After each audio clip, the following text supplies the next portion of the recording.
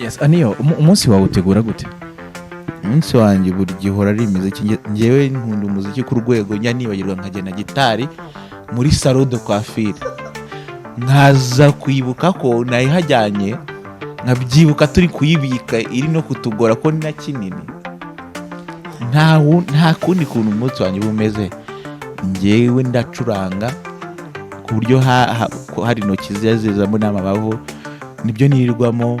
Urumva mfite studio umunsi wanjye ndabyuka nkasenga nkakoramo udu push ups nkatungaye, nkahita mfata nka breakfast, ubundi nkigira muri studio nkakompoza. Often mba mfite abantu b'aba producer bahita bansanga aho ngaho.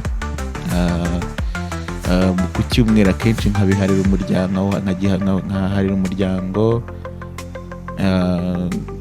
Nibyo njye ntabwo ngira byinshi. Cyakoze